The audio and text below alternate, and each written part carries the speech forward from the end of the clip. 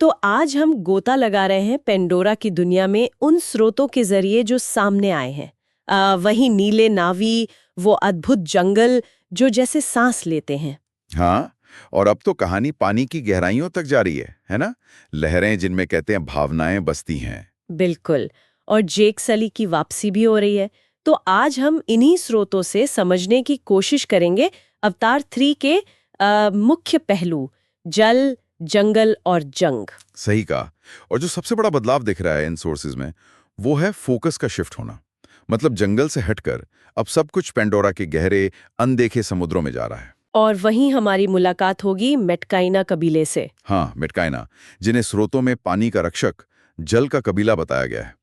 ये पेंडोरा का बिल्कुल एक नया चेहरा है जो हमने पहले नहीं देखा। तो ये सिर्फ मतलब लोकेशन बदली है या कुछ और भी? नहीं, सिर्फ लोकेशन नहीं। इसका मतलब है कि संघर्ष का दायरा भी बढ़ गया है। अब लड़ाई सिर्फ जमीन के लिए नहीं है, अब पानी और उसके नीचे की दुनिया पर कब्जे की बात है। ओह, और स्रोत कहते हैं कि इंसान फिर वापस आ गए। हाँ, मानवता लौट आई है, और इस बार शायद इरादे और भी बड़े हैं, खासतौर पर समुद्र को लेकर। ज्यादा खतरनाक भी हो सकते हैं। ये तो वाकई कहानी को एक नया मोड़ देता है। बिल्कुल। और मेटकाइना कबीले की संस्कृति पर भी काफी जोर है इन स्रोतों में। पानी के नीचे की दुनिया, नए जीव, उनकी जीवन शैली जो जंगल के नावी से काफी अलग है, ऐसा बताया जा रहा है। उनका फलसफा क्या है? मतलब जीने का तरीका? उनका मूल मंत्र लगता है प्रकृति से लड़ना नहीं, संवाद करना, बातचीत, कनेक्शन। उनके जल प्रमुख हैं रोनाल्ड।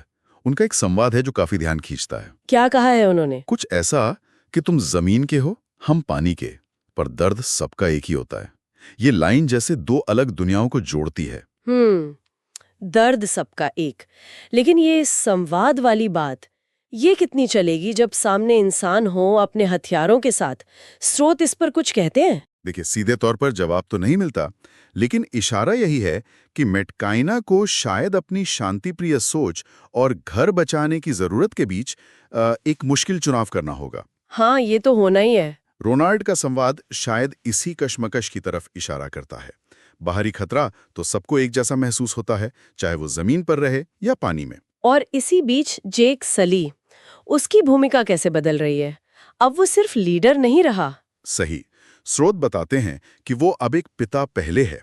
उसकी पहली जिम्मेदारी अपना परिवार है, नेतीरी और बच्चे, उन्हें सुरक्षित रखना। उसका वो संवाद भी है ना, मैंने अपने खून के लिए सब कुछ छोड़ा है। अब कोई भी इसे छूने की हिम्मत नहीं करेगा। हाँ, ये दिखाता है उसके अंदर का संघर्ष। क्या वो अपने लोगों का नेता बना रहे या सिर्फ अपने परिवार को बचाए? ये एक बड़ा सवाल है। और ये कहानी को ज्यादा पर्सनल, ज्यादा भावनात्मक बनाता है। बिल्कुल, ये सिर्फ ग्रह बचाने की लड़ाई नहीं रह जाती, ये एक पिता की अपनी लड़ाई बन जाती है। स्रोतों में पलायन शब्द भी आता है, पर वो सिर्फ भागना नहीं लगता। शायद एक सुरक्षित घर की तलाश। हाँ, एक घर की तलाश, जो शायद अब जमीन पर मुमकिन नहीं लग रहा है। लेकिन खतरा तो पीछा कर ही रहा है। इंसान वापस आ गए हैं और इस बार उनकी नजरें समुद्र पर हैं। हाँ, और सबसे बड़ा शौक या कहें ट्विस्ट जो इन नोट्स में है, वो है कर्नल क्वारिश की वापसी। और वो भी एक नावी अवतार के रूप में। ये कैसे हुआ? ये तो फिल्म में ही पता चलेगा, पर हाँ, वो अब नावी जैसा दिखता है। ये टकराव को बहुत बहुत पर्सनल बना देगा। उसका वो डायलॉग भी है, अब की बार मैं तुम जैसा दिखता हूँ जैक। पर सोचता हूँ इंसानों जैसा। बिल्कुल। ये लाइन सब कुछ कह देती है। ये सिर्फ शरीर का बदलना नहीं है, ये सोच की लड़ाई है। क्या वो बदलेगा नावी बनकर या इसे सिर्फ एक हथियार की तरह इस्तेमाल करेगा? यही सवाल है। स्रोत इशारा करते हैं कि क्वारिच के किरदार में भी शायद एक अंदरूनी लड़ाई चल रही हो, जो उसे और ज्यादा कॉम्प्लेक्स बना सकती है। तो मतलब ये फिल्म सिर्फ एक्शन और वीएफएक्स का कमाल नहीं होगी? नहीं, ऐसा नहीं लगता। स्रोत बार बार कहानी के इमोशनल कोर पर जोर दे रहे हैं। किरदारों की आंखों में डर, उम्मीद, गुस्सा, ये सब दिखाने की कोशिश है। वो बच्चे का सवाल, क्या हम कहीं भी सुरक्षित नहीं हैं? और जेक का जवाब, जहां तुम हो वही मेरा घर है। ये संवाद बताते हैं कि कहानी का दिल इंसानी रिश्तों में है, बड़े युद्ध के बीच भी। घर कोई जगह नहीं, लोग हैं। बिल्कुल, घर की परिभाषा ही बदल रही है यहाँ। वो जगह नहीं बल्कि अपनों का साथ है, चाहे वो कहीं भी हो। और क्लाइमैक्स, फाइनल लड़ाई। स्रोत इशारा करते हैं कि आखिरी लड़ाई पानी के नीचे और सतह पर होगी। जबरदस्त। जेक सली और मिटकाइना कबीला मिलकर अपने जल लोक को बचाएंगे। कहा जा रहा है कि इसमें संवाद, विजुअल्स, भावनाएं सब कुछ मिलकर एक पावरफुल अनुभव देगा। हाँ, और नेतिरी का एक संवाद है जो इस लड़ाई का सार बताता है।